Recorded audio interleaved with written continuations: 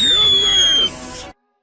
Goblin Slayer is a great show. I mean, I even brought the prequel light novel, even though I've barely read it yet because I've been too busy with Smash. One of the reasons I believe Goblin Slayer is great is because it does a great job at breaking expectations. I mean, look at the infamous episode 1. It starts in a very colorful and energetic way. It, in many ways, makes you believe this is just another cheerful, comedic fantasy anime. The characters have fun interactions and build each other up. Then the goblins show up to tear and burn your expectations. The show does a great job of creating a great nothing can go wrong atmosphere, to then smack you in the face with reality. I've heard people say that they could have done episode 1 better, and in some retrospect, yes. However, I run into problems with how people want to fix episode 1. A lot of people have said that the ruined party from episode 1 should have had more backstory, and I somewhat dislike that idea. Why? Because infodump backstories are bad in their own right.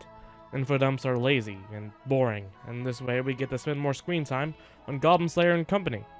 Anyways, I'm a bit off topic, but back to expectations, and more importantly, episode 10. I mean, there are other cases in which the breaking of expectations is used for good storytelling, but I'll leave that for review, or later. You see, episode 10 is a happy episode. The Demon Lord has been defeated, and everyone is celebrating and having fun. And it makes you want to check the episode count, because this could have been used for a finale episode, as a kind of epilogue. It seems like this through the thoughts of characters, the events, and dialogue happening. Like hinting at a retiring Goblin Slayer. We then cut to Goblin Slayer checking Farm Girl's house for traces of goblins. He goes over looking for footsteps and secures their safety. This happened a few times over the series. By the time episode 10 rolled around, I was watching with my brother, and he said, "Do they really have to show us the same clips again and again?"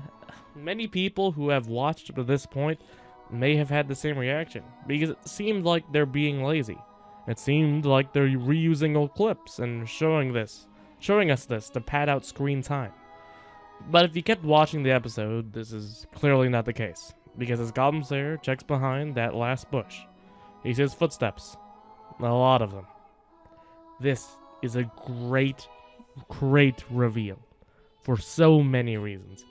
If my brother hadn't made that remark, I probably wouldn't have put 2 and 2 together. It just seemed like a move the Goblin Slayer story would make. It makes your mind kind of scream in surprise.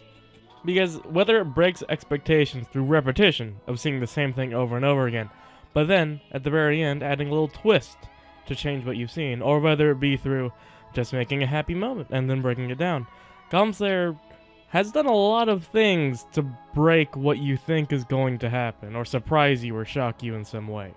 I'm not going to lie, every time something happy happens in Goblin Slayer, I get scared.